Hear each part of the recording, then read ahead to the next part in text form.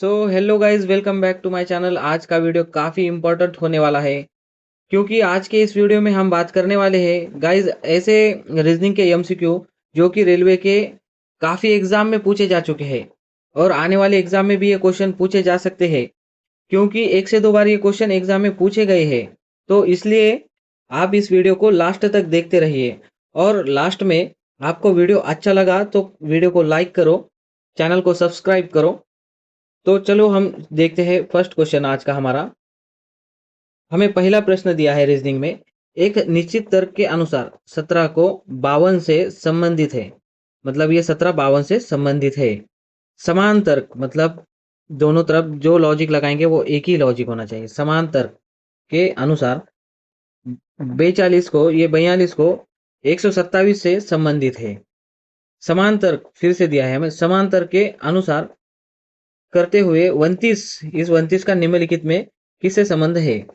देखो इस क्वेश्चन में हमें क्या बताता है ये क्वेश्चन। इसमें हमें इस तरह का पूछा है कि ये जो 17 है ये 17 52 से समान तर्क से मतलब 17 52 से संबंधित है। ठीक है, जिस संबंध से या जिस लॉजिक से ये 17 से हम 52 बनाते हैं उसी लॉजिक का यूज करके इस 42 को 127 बनाया हुआ है।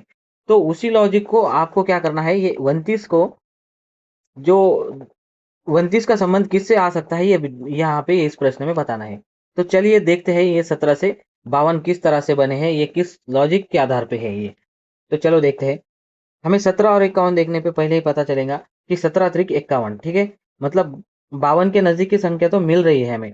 तो 17 को हमने क्या किया, 3 से मल्टीप्लाई किया तो कितना मिल के आया हमें, 17 त्रिक 51। ठीक है, फिर 51 से हमें 52 बनाने के लिए हम क्या करते हैं, यहाँ पे 2 प्लस करते हैं। ठीक ठीक है, सॉरी 1 प्लस करते हैं। 51 में 1 प्लस करने पर कितने मिलता है हमें, 52।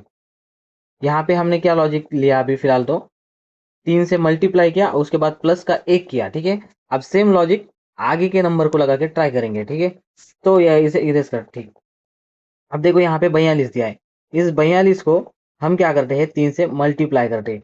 तो कितना आएगा मल्टीप्लाई करने के बाद, 3 से 3 2 6, 3 चौक 12, मतलब ये 12। अभी नेक्स्ट क्या किया था हमने स्टेप, पहले मल्टीप्लाई किया था 3 से, उसके बाद हमने किया था 1 का प्लस। कितना बन गया फिर ये 7, और ये 2 1, मतलब 127 निकल के आया। तो यहाँ पे 42 का 127 से संबंध है, राइट। ये यहाँ पे ये लॉजिक हमारा सेम है, इसका मतलब सेम काम कर रहा।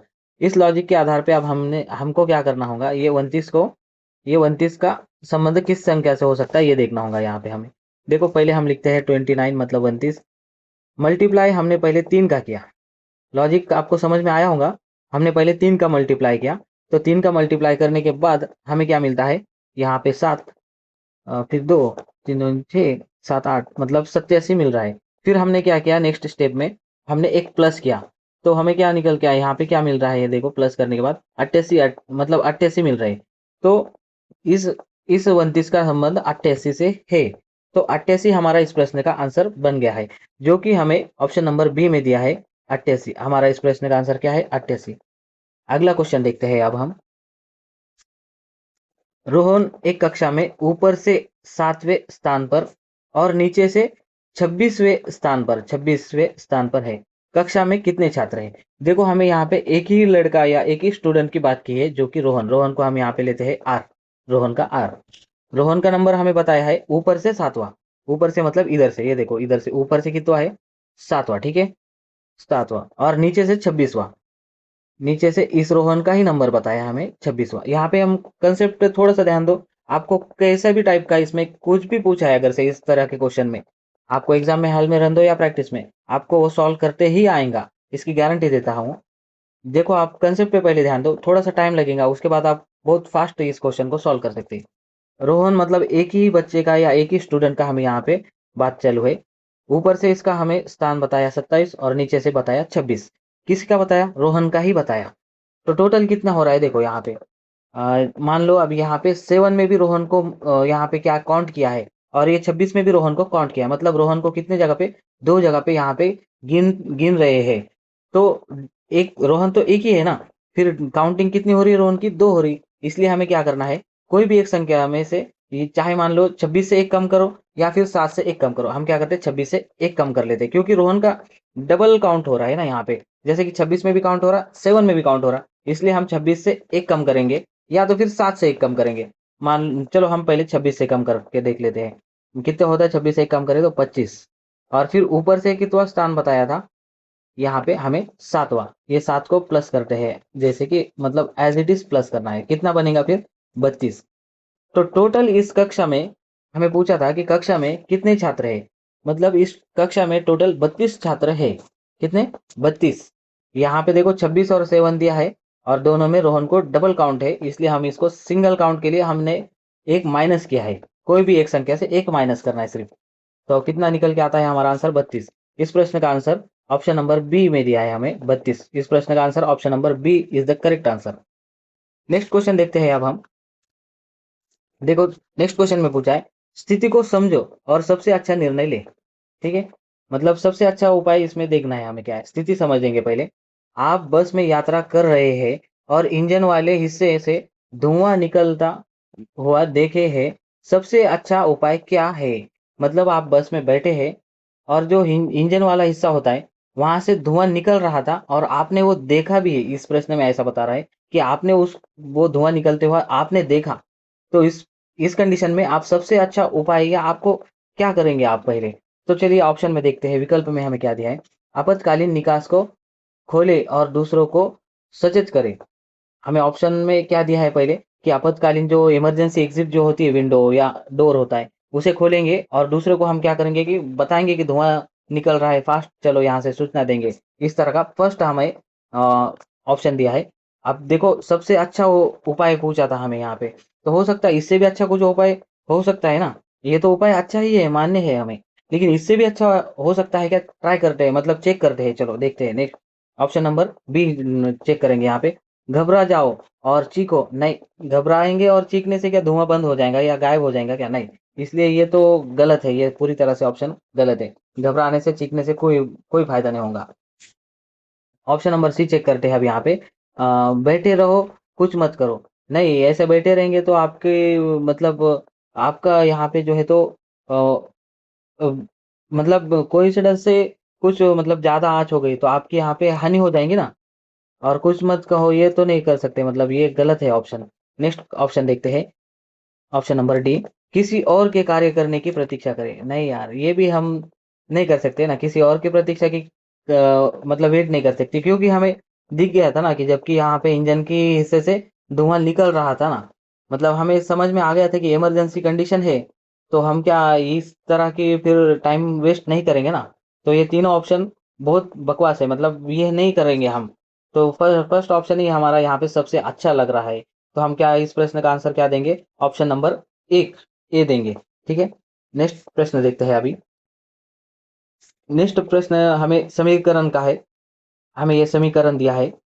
इस तरह के क्वेश्चन में हमें क्या करना होता है, जैसे कि 7 बी और 5 दिया है। तो देखो इस बी का जो है ना, यहाँ पे हमें बी दिया है। देखो ए का अर्थ जोड़, बी का अर्थ गुना, सी का अर्थ क्या है घटाव दिया है, डी का अर्थ भाग दिया है।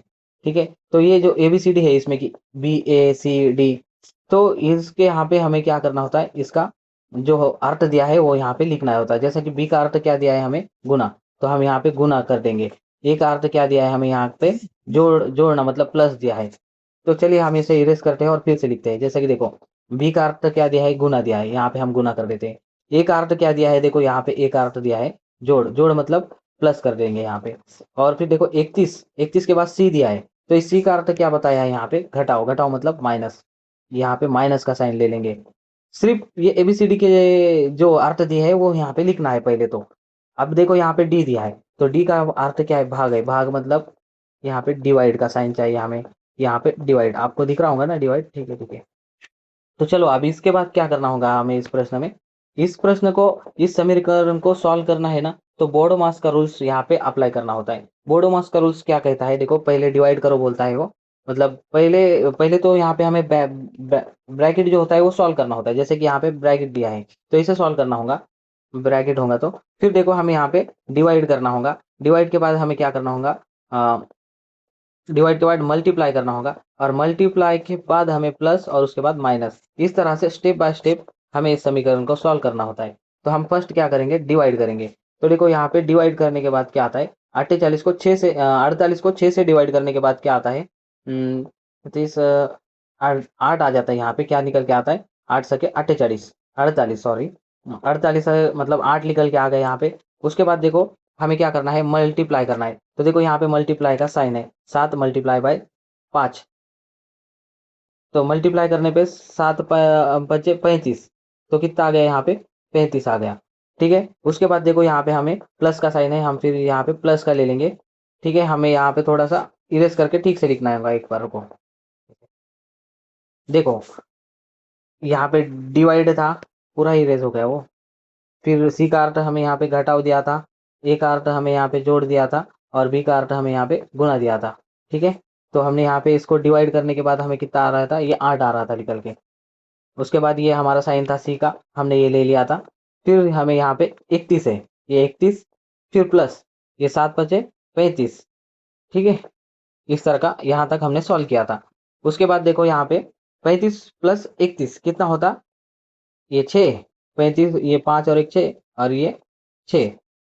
फिर इसमें से हमें क्या करना है, ये 8 माइनस करना है। कितने हो जाते हैं फिर 8 माइनस करने के बाद, हमें यहाँ पे 58 निकल के आते हैं, 58। ठीक है, तो इस प्रश्न का करेक्ट आंसर क्या बनेगा, 58, जो कि ऑप्शन नंबर सी में दिया है 58। अगला क्वेश्चन देखते हैं अब हम। अगला क्वेश्चन हमें वेन डायग्राम या सिलॉक से दिया है। जैसे कि इसमें क्या है, क्या क्या कहा है कि कथन दिए है हमें कुछ, जैसे कि एक कथन, ये दो कथन, ये दो कथन दिए है और उसके निष्कर्ष है, ये एक निष्कर्ष, दो, तीन। तो इस निष्कर्ष में कौन सा निष्कर्ष सही है या गलत है, इसका हमें यहाँ पे कथन से संबंध लगाकर बताना है।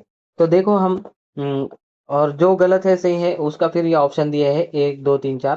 तो ये ऑप्शन से हमें चेक करके मतलब इस ऑप्शन में उसका आंसर बताना होगा। तो हम क्या करते हैं, कथन को पढ़ते हैं पहले। देखो कथन में दिया है, फर्स्ट कथन में सभी यस आर है, और ऑप्शन कथन दूसरा क्या है, कोई आर टी नहीं।